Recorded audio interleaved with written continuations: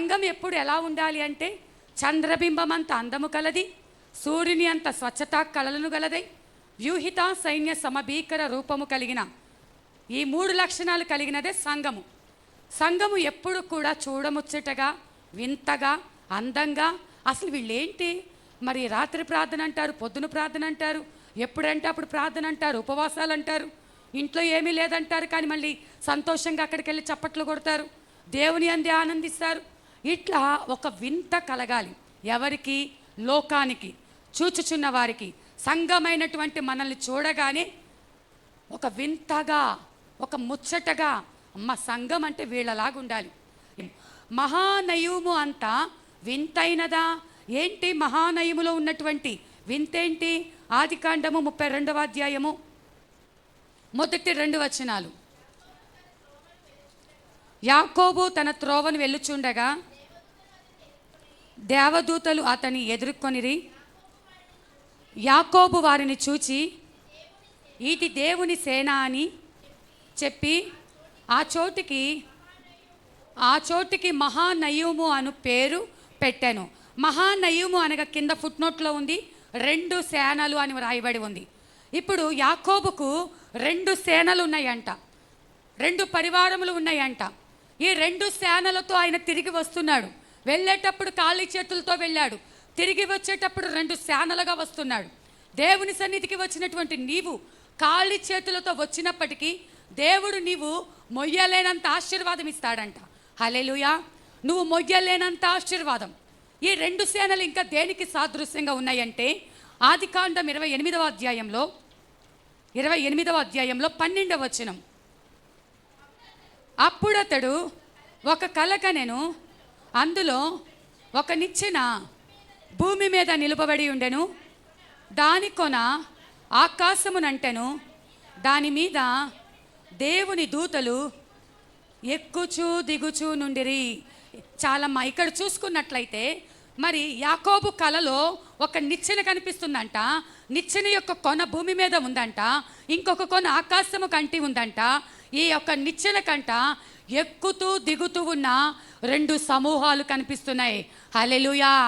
అక్కడ చూసిన 2 సేనలు, ఇక్కడ చూస్తున్నటువంటి 2 దేవదూతల సమూహాలు. ఈ 2 సేనలు ఎలా ఉన్నాయంటే ఎక్కుతున్నటువంటి ఒక సేన, దిగుతున్నటువంటి ఒక సేన.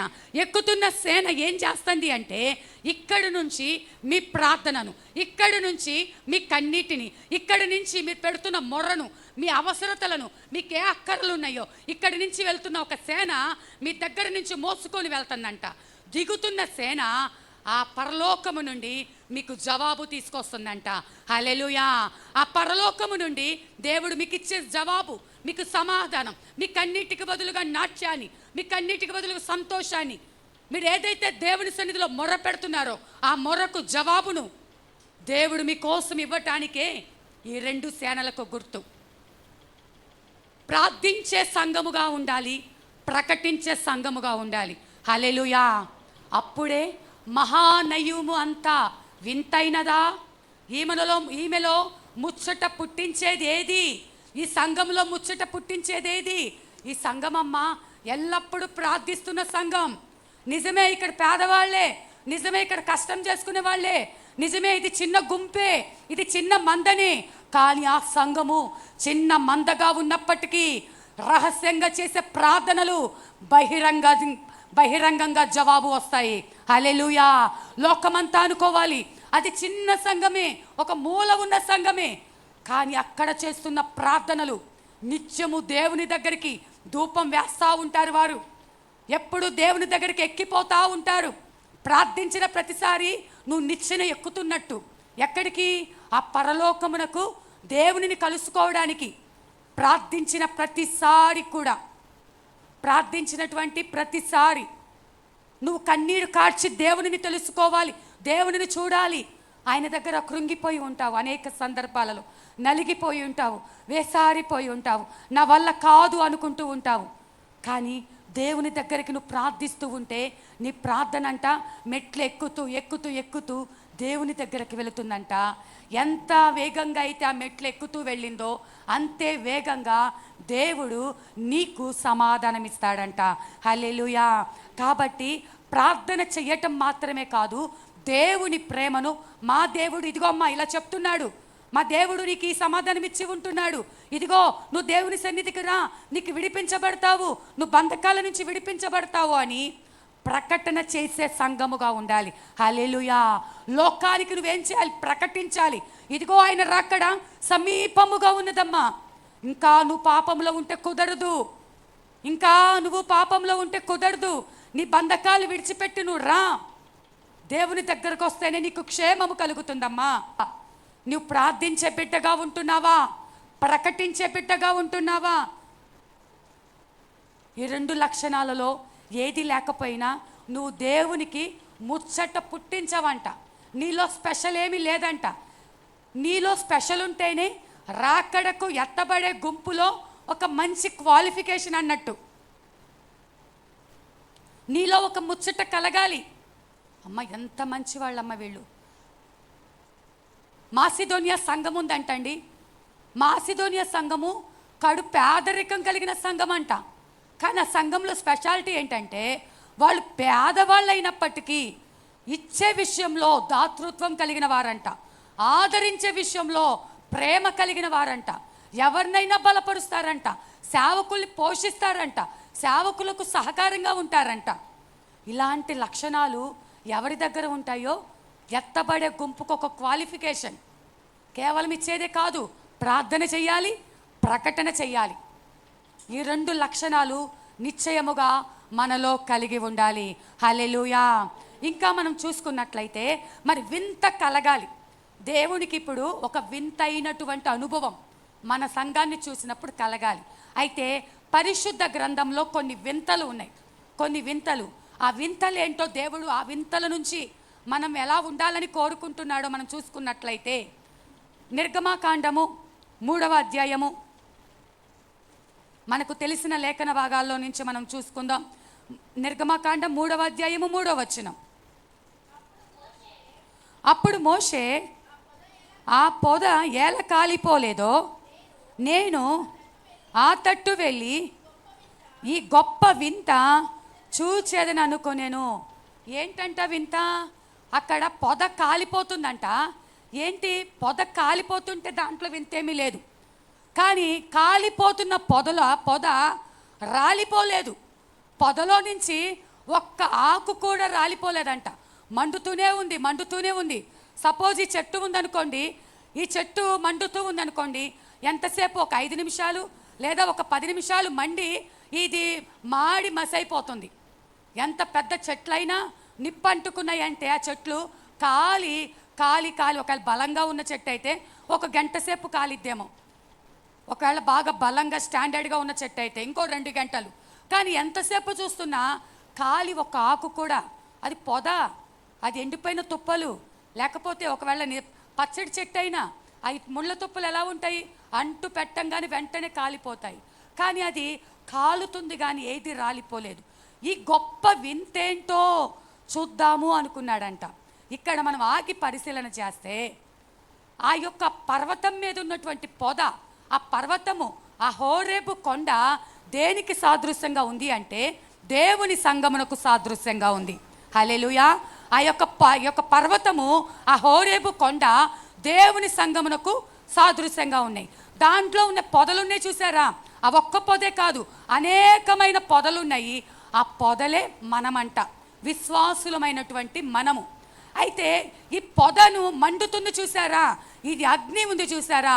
అగ్ని 2 రకాలకు సాదృశ్యంగా ఉంది. మొదటి అగ్ని శ్రమల కొలిమిలో నిన్ను కాల్చి పరీక్షించే అగ్ని. రెండవది పరిశుద్ధాత్మ అగ్ని. హల్లెలూయా. ఇప్పుడు మనం నిర్గమాకాండం 3వ అధ్యాయం 3వ వచనంలో మనం చూసుకుంటున్నాం. మోషే ఒక వింత చూశాడు. ఏంటా వింత అంటే పొద కాలుతుంది కానీ రాలిపోలేదు. కాబట్టి వింత ఏంటిదో చూద్దామనుకున్నాడు. ఈయనకి వింత ఏంటి? ఇప్పుడు మనం ఎప్పుడు చూడండి చూస్తే వింత, ఎప్పుడు చూడండి చూస్తే మనకు వింత. మనము పల్లెటూరు వాళ్ళం ఎక్కడికైనా వెళ్ళామనుకోండి, మనకు అంత జ్ఞానం లేదు, అంత చదువు లేదు.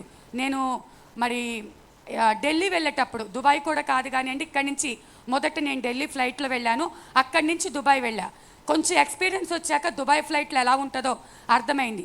ఇది ఈ ఢిల్లీకి ఒక సిస్టర్ గారు అనిత గారని నాకు చాలా లగ్జరీ ఫ్లైట్లో బుక్ చేశారు ఇక్కడి నుంచి ఢిల్లీకి రావడానికి. అసలు ఎప్పుడు ఎక్కని దాని విమానం నేను, అది లగ్జరీ ఫ్లైటు. వెళ్ళాక నా ముందు ఒక టీవీ ఉంది. ఆ టీవీ ఇంకా అన్నీ కూడా మీకు ఏం కావాలని అన్నీ అడుగుతున్నారు వాళ్ళు వచ్చి కూడా ఇస్తారంట. టీ అనగానే నా ప్రాణం లేసి వచ్చింది. టీ కావాలి అని చెప్పి టీ ఓకే అని చెప్పాను. టీ తీసుకొస్తారు, ఇస్తే ఒక కప్పులో డికాషన్ ఇచ్చి ఎంటూ చిన్న పొట్లాలు అక్కడ ఇచ్చారు. ఈ డికాషన్ నేను ఎప్పుడు తాగాలి? నాకు తీయగా ఉండాలి, పాలు చక్కగా చిక్కగా ఉండాలి. కనీసం తీయగా ఉందేమో, బాగా టెన్షన్గా ఫస్ట్ టైం ఫ్లైట్ ఎక్కా కదా, టెన్షన్గా ఉందని చెప్పి అలా సిప్ చేస్తే చప్పగా చేదుగా ఉంది. అలా పెట్టుకొని చల్లారిపోయింది, అలాగే కూర్చున్నాను. అక్కడ ప్యాకెట్లు ఇచ్చారు, బ్యాగులో వేసుకున్నా ఏదోలే ప్యాకెట్లు అని. ఇంటికి వచ్చాక ఆ సిస్టర్ గారికి చెప్తే ఆమె ఒక్కటే నవ్వు.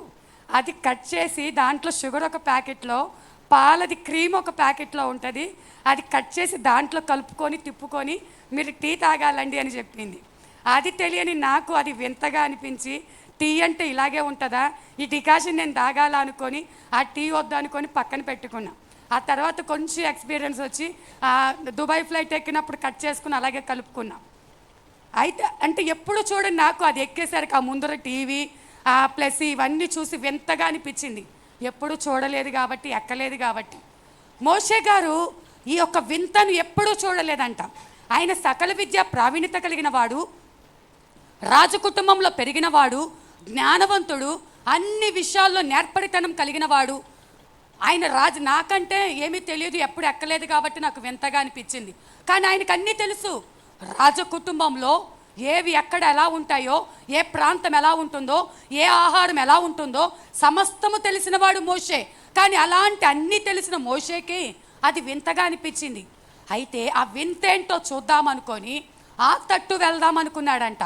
ఆ తట్టు వెళ్దామనుకొని ఆ తట్టు వెళ్ళటానికి అక్కడికి వెళ్ళేసరికి చెప్పులు, నీ చెప్పులు మోషే మోషే అన్న స్వరం వినపడింది. అదేంటి, మండుచున్న పొదే ఒక వింత అనుకుంటే, ఈ పొదలో నుంచి నాకు తెలిసిన భాష ఇంకా మోషేకి తెలియని భాష కాదు. ఒకవేళ తెలియని భాషతో మాట్లాడితే మోషేకి అర్థమయ్యేది కాదేమో. మోషేకి తెలిసిన భాషలోనే మోషే మోషే ఈ స్థలం పరిశుద్ధమైనది, నువ్వు చెప్పులు పక్కన విప్పు అనగానే, ఇది పరిశుద్ధమైన స్థలమా? ఇది పరిశుద్ధమైన స్థలమా? ఈ యొక్క పర్వతం మీద నేను మా మామ ఇత్రో కలిసి ఎన్నో సంవత్సరాల నుంచి ఇక్కడ గొర్రెలు కాసుకుంటున్నాం. ఎన్నో సంవత్సరాల నుంచి గొర్రెలు కాసుకుంటున్నాం. ఈ పొదలన్నీ నా చెప్పులతో ఎన్నోసార్లు తొక్కేశాను. ఈ పొదలన్నీ నా చెప్పులతో ఎన్నోసార్లు తొక్కేశా. నా గొర్రె మేక మందలు ఇవన్నీ పొదలన్నీ తిన్నాయి. ఈ పర్వతం చుట్టూ నేను ఎన్నోసార్లు తిరిగేశాను. ఆఖరికి గొర్రెలు 1కి 2కి కూడా వెళ్ళాయి వాటి మీద. ఇది పరిశుద్ధమైనదా అంటే నిజమే. దేవుని సంఘము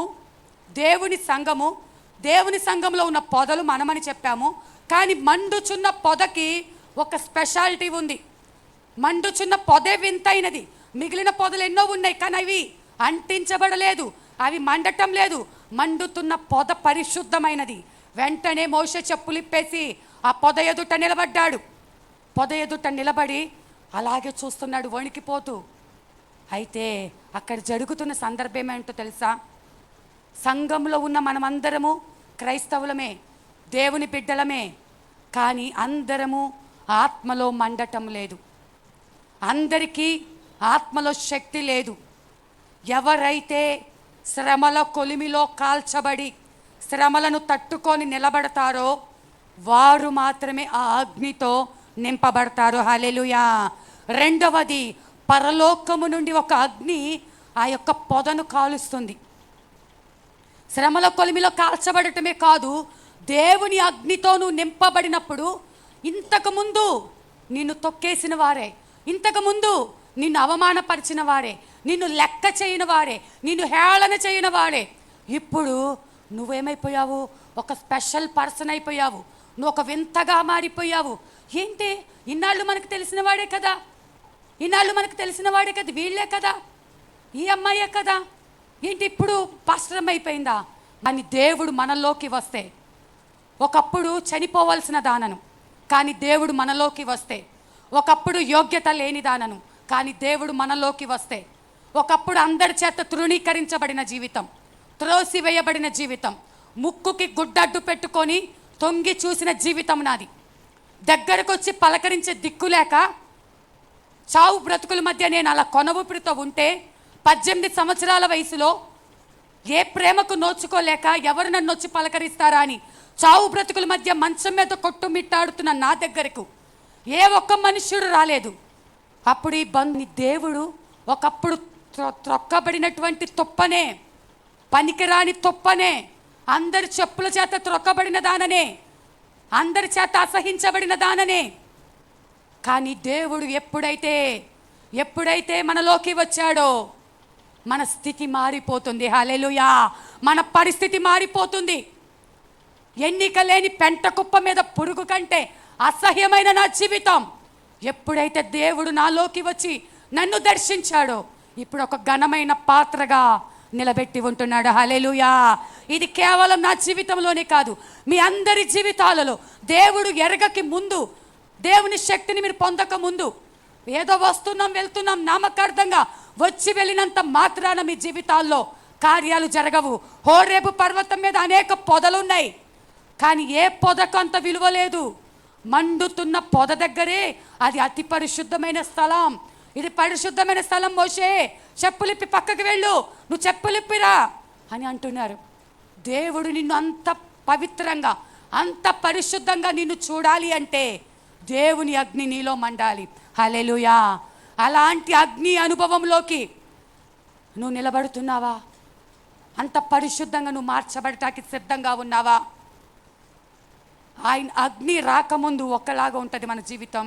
ఆయన అగ్ని మనలోకి వచ్చాక శ్రమలు వచ్చినా, కష్టాలు వచ్చినా, వ్యాధులు వచ్చినా, నిందలు వచ్చినా, కానీ నీలో మండుతున్న ఆ పరిశుద్ధాత్మ అగ్ని వాటిని ఏవి నీ దగ్గరికి రాని, అవేమి కూడా నువ్వు మండుతూనే ఉంటావు. కానీ ఒక్క ఆకు కూడా కాలి కింద ఎలా రాలదో ఈ సమస్యలు నిన్నేమీ చేయలేవు, ఈ కష్టాలు నిన్నేమీ చేయలేవు. ఎందుకంటే నీలో ఉన్న దేవుడు గొప్పవాడు. హల్లెలూయా! ఇది ఒకరైతే ఉన్నారో యజబేలు పోషిస్తున్నటువంటి ప్రవక్తలు 450 మంది, అషేరాదేవి ప్రవక్తలు 400 మంది, వెలసి 850 మంది ప్రవక్తలు. ఎంతమంది అండి? 850 మంది ప్రవక్తలు ఒక ప్రక్కన ఉన్నారు. ఇంకొక పక్క చూసుకున్నట్లయితే ఇంకొక ప్రక్క ఏలియా ఒక్కడు ఒంటరిగా నిలబడి ఉన్నాడు. ఇప్పుడు ఏలియా మొదటి ఛాన్సు వాళ్ళకి ఇచ్చేశాడు. ఇప్పుడు ఈ ప్రవక్తలందరూ ఏం చేస్తున్నారంటే వాళ్ళకి సర్వసాధారణం ఏంటిది? బట్టలు తీసేసుకొని గాయపరుచుకొని రక్తం కారుతూ ఉంటే మరి బయలుదేవతను పిలుస్తూ ఉన్నారు, కేకలు పెడతా ఉన్నారు, రంకెలేస్తూ ఉన్నారు. పొద్దుటి నుంచి సాయంత్రం వరకు వారు చేసేవన్నీ చేస్తానే ఉన్నారు. కానీ ఎక్కడి నుంచి జవాబు రాలేదు. మనం చూసుకున్నట్లయితే ఆ మాట 28, 29 వచనాలు. వారు మరిగట్టిగా కేకలు వేయుచు రక్తము కారు మట్టుకు తమ మర్యాద చొప్పున కత్తులతోనూ శస్త్రములతోనూ తమ దేహములను కోసుకొనుచు నుండిరి. ఎందుకు? ఆ దేవతలు ఆ దేవతలు ఏవైతే ఉన్నాయో అషేరాదేవి ప్రవక్తలు, బయలు ప్రవక్తలు, వీళ్ళందరూ 850 మంది ప్రవక్తలు ఆరాధిస్తున్నటువంటి ఆ యొక్క దేవతలు, దేవుళ్ళు జవాబు వస్తుందని, వారి దగ్గర నుంచి అగ్ని వస్తుంది అని వారు ఎదురు చూస్తున్నారు. వాళ్ళకు కోసుకోవటము, గాయాలు చేసుకోవటం వాళ్ళకి అలవాటు. అయినా కూడా ఎక్కడి నుంచి జవాబు రాలేదు. జవాబు రాకపోయేసరికి ఏలియా వచ్చాడు. ఏలియా వచ్చి ఏం చేశాడు? 30వ వచనం, 18వ అధ్యాయం 30వ వచనం. అప్పుడు ఏలియా నా దగ్గరికి రండని జనులందరితో చెప్పగా జనులందరూ అతని దగ్గరకు వచ్చేరి. అతడు క్రింద పడద్రోయబడిన యెహోవా బలిపీఠము బాగు చేసి, చాలమ్మా, ఏలియా గారు చేసిన మొదటి పని ఏంటో తెలుసా? పొద్దుటి నుంచి సాయంత్రం వరకు వారందరూ ఏవేవో చేశారు, కేకలు పెట్టారు, కోసుకున్నారు, రక్తం గార్చుకున్నారు, వాళ్ళని పిలిచారు గొంతులు పోయేటట్టు. ఏలియా పక్కన ఉన్నాడు మౌనంగా. అయితే అందరు అయిపోయిన తర్వాత, సాయంత్రం అయిపోయిన తర్వాత జనులందరినీ రమ్మన్నాడంట. రమ్మని ఇప్పుడు పడద్రోయబడిన బలిపీఠమును సరిచేశాడంట. హల్లెలూయా! పడద్రోయబడిన బలిపీఠము మొదటగా సరిచేయబడాలి. ఎందుకంటే బలి అప్పగించడానికి 300 మొదలుకొని 1000 కేజీల వరకు బలి పశువు ఉంటుంది.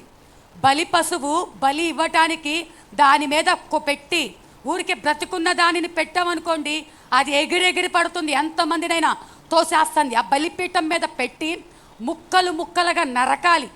నరికిన దాన్ని ముందేం చేయాలి, ఈ పసుపు దాని మీద పెట్టాలి అంటే కింద ఆ యొక్క బలిపీఠము కిందే ఉండాలి, స్టాండర్డ్గా ఉండాలి. 400 లేకపోతే 1000 కేజీల లోపల ఉన్న ఆ బరువు పెడితే ఎంత బరువు తట్టుకోవాలండి?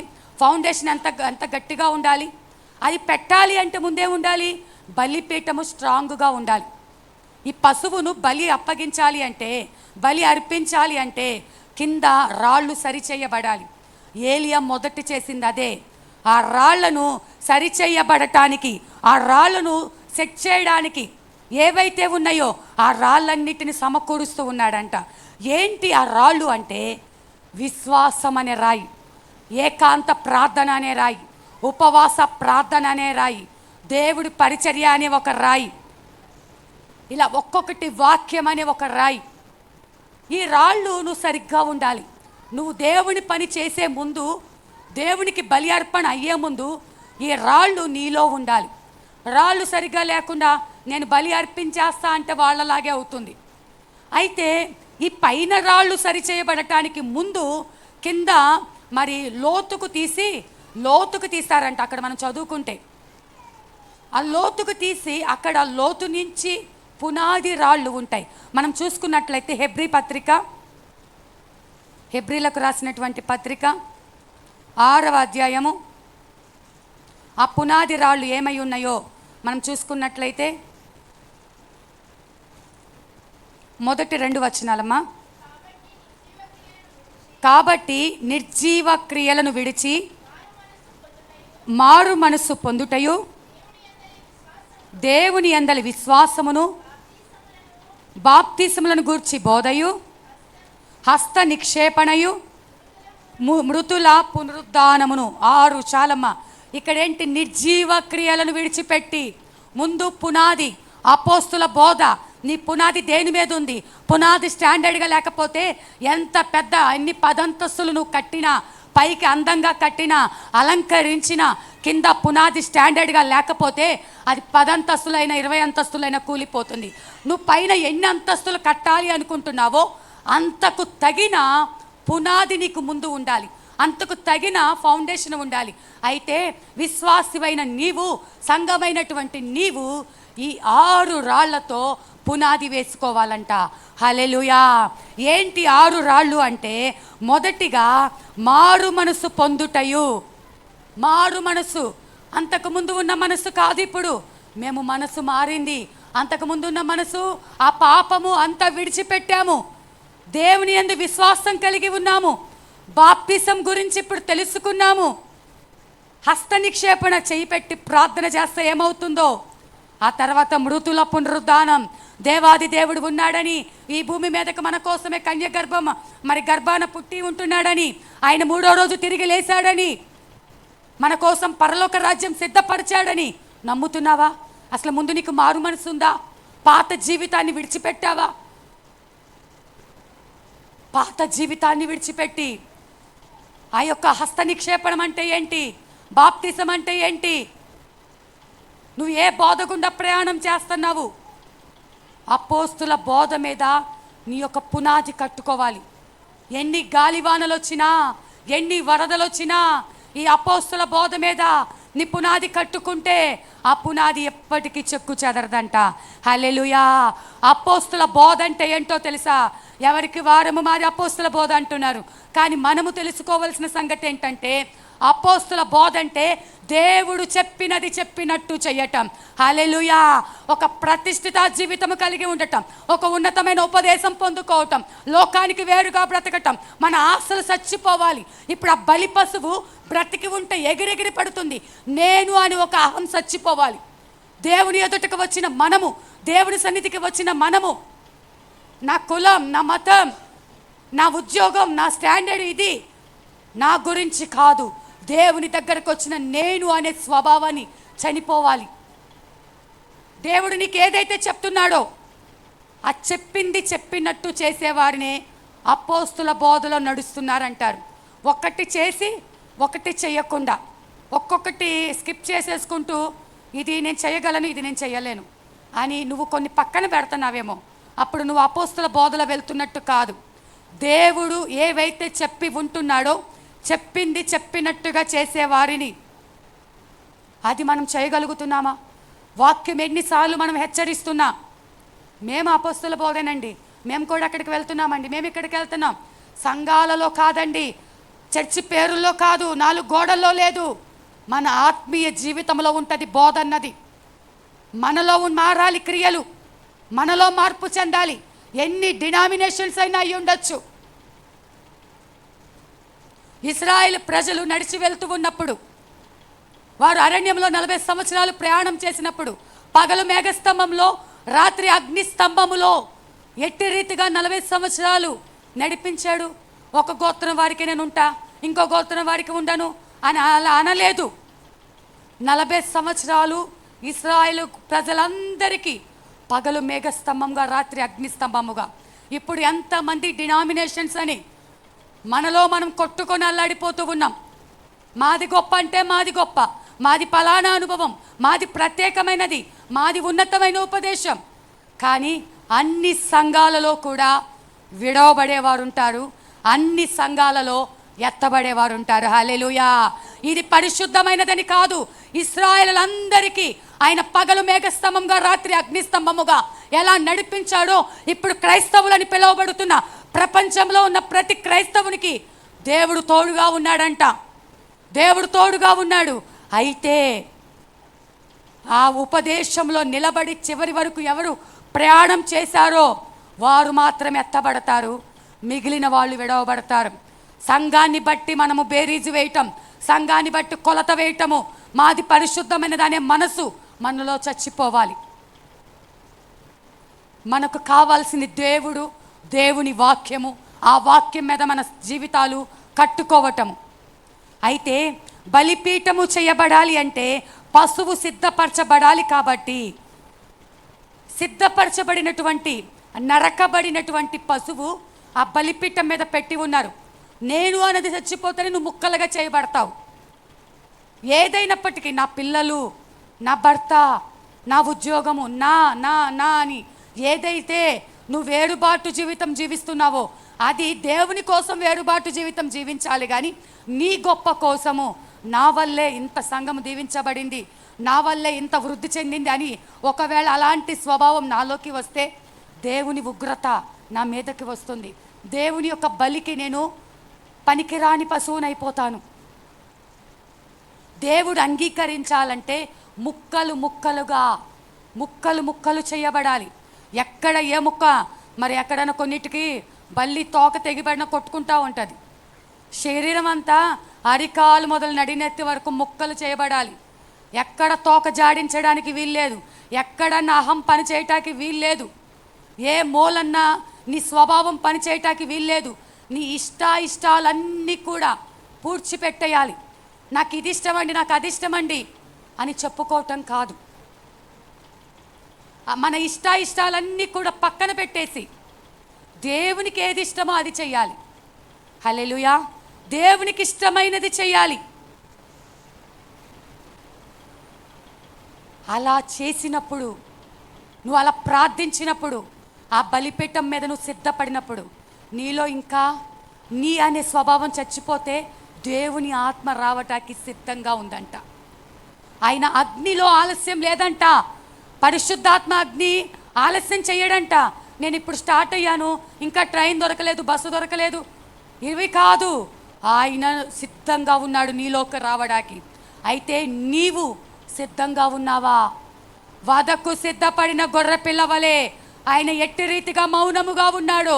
బలికి సిద్ధమైన ఒక పశువు వలె నీలో ఉన్నవన్నీ ముక్కలు చేయబడి, నాకు అగ్ని కావాలి, అగ్ని కావాలి, నాలోకి దేవుని శక్తి రావాలి, నేను వింతగా మార్చబడాలి, సంఘమైనటువంటి నేను ముచ్చట పుట్టించుదానిగా, మహా వింతగా ఈ లోకానికి నేను కనపడాలి.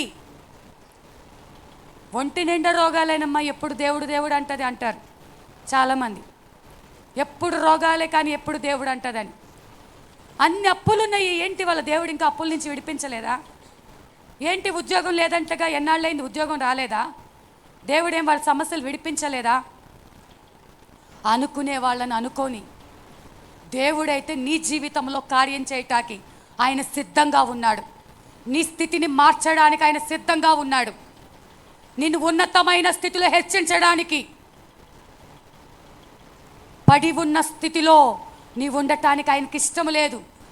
పడి ఉన్న ఒక పొదలాగా నీవు ఉండటం ఆయనకి ఇష్టం లేదు. నువ్వు మండాలన్నది ఆయన ఆశ. నువ్వు వింతగా ఉండాలన్నది ఆయన ఆశ. చూడముచ్చటగా ఉండాలని ఆయన ఆశ. నా ప్రియురాలా, నా ప్రియురాలా, నీవు సుందరివి, నీవు సుందరివి. ఇక్కడ లెమ్ము రమ్ము ప్రియురాలు గురించి దేవుడికి ఎంత ఇష్టమో, సంఘమైన మనమన్న దేవునికి అంతే ఇష్టమండి. ఒక్కొక్కరంటే దేవుడికి ప్రాణము. నీ జీవితంలో రావడానికి ఆయన సిద్ధంగా ఉన్నాడు. వాళ్ళైతే ఉదయం నుంచి సాయంత్రం వరకు కొట్టుకొని, గీసుకొని, గాయాలు చేసుకొని, రక్తం కార్చుకొని, గొంతులు పోయేటట్టు కేకలు పెట్టారు. ఎప్పుడైతే ఏలియా బలిపీఠాన్ని సరిచేశాడో, పైన రాళ్ళు సరిచేయబడటానికి ముందు కింద పునాది స్టాండర్డ్గా పెట్టాడు. కందకమును తవ్వి నీళ్లు పోసి లోతుల్లో నుంచి ఒక బోధయందు, అపోస్తుల బోధయందు మనం స్టాండర్డ్గా ఉండాలి. ఆ పైన మనకు సంబంధించిన రాళ్ళు ప్రార్థన, ఉపవాసం, వ్యక్తిగత ప్రార్థన, దేవుని పరిచర్య చేసే విధానం, ఒక్కొక్క రాయి నువ్వెన్ని రాళ్లతో కట్టుకుంటావో పునాది స్టాండర్డ్గా ఉంది. రాళ్ళు పెట్టే కొలది అది బలంగా తయారవుతుంది బలిపీఠం. ఇప్పుడు ఎన్ని కేజీలు ఉన్న పశువును తెచ్చిపెట్టినా బలిపీఠం కదలబడదు. ముందుగా నువ్వు సరిచేసుకోవాల్సింది ఏంటంటే, నీ హృదయం అనే బలిపీఠము స్టాండర్డ్గా ఉందా, పడిపోయి ఉందా? పడిపోయిన బలిపీఠం మీదకి రమ్మని కేకలు పెట్టారు. పడిపోయిన బలిపీఠం మీదకి అగ్ని దిగిరాదు. మనలో విడిచిపెట్టాల్సినవి విడిచిపెట్టకుండా, సరిచేయబడాల్సినవి సరిచేయకుండా, నాలో అభిషేకం రాలేదే, నాలో అగ్ని దిగి రాలేదే, నాతో దేవుడు మాట్లాడలేదే, నాకు దర్శనంలో కనపడలేదే అంటే అది వీలు లేదు. విడిచిపెట్టాల్సినవి విడిచిపెట్టాలి. నీ లోపల ఉన్నటువంటి విడిచిపెట్టి సరిచేయబడాలి. సరిచేయబడటానికే దేవుని వాక్యం ప్రతిసారి మనతో దేవుడు మాట్లాడుతూ ఉన్నాడు. సరిచేయబడిన తర్వాత ఇప్పుడు నువ్వు ప్రార్థన చెయ్యి. ఆకాశము నుండి వెంటనే అగ్ని దిగి వచ్చి బలి పశువుని, కందకమును, మొత్తం రాళ్లను బుగ్గిగా కాల్చిద్ది. హల్లెలూయా. ఆ బలమైన అభిషేకం నీ మీదకు దిగి వచ్చి, ఆ బలమైన అభిషేకంతో నువ్వు మండితే నీలో ఉన్నది ఏది కనపడదు. ఆ పశువు ఏమైపోయిందంట? బుగ్గిగా మారిపోయింది. పశువు కనిపించట్లా, అగ్ని కాల్చివేసింది. దేవుని అభిషేకం మన మీదకు దిగి వస్తే మనం ఎక్కడ కనపడమండి లోకానికి. హల్లెలూయా. మన స్వభావము, మన ఆశలు, మన ఆలోచనలు, మన వస్త్ర విధానం, మన మాట్లాడే విధానం అంతా మారిపోతుంది. హల్లెలూయా. అగ్ని దిగి రావాలి. దిగి వస్తేనే నీలో మార్పు, దిగి వస్తేనే ముచ్చట దేవునికి, దిగి వస్తేనే ఎత్తబడే సంఘానికి ఉన్న అర్హత నీకు. అప్పుడే నువ్వు ఒక వింతగా కనిపిస్తావు. సగం లోకంలో, సగం ఇక్కడ జీవించడానికి కాదు. దేవుడు ఒక చిన్న విషయం, ఏంటో చిన్నది, ఆటోలో అక్కడి నుంచి ఇక్కడికి వచ్చే ఒక 10 నిమిషాల టైంలో పిల్లలతో మాట్లాడే ఒక పద్ధతి చూసి వాళ్ళు పిల్లలు నేను మాట్లాడుకుంటుంటే అది చూసి ఆయన ఆకర్షించబడ్డాడు. హల్లెలూయా. నాకైతే ఎంత సంతోషంగా ఉందో. ఆ 10 నిమిషాల సమయంలో ఒక లోకంలో ఉన్న ఆత్మను దేవుడు మన సంఘానికి నడిపించబోతున్నాడు. హల్లెలూయా.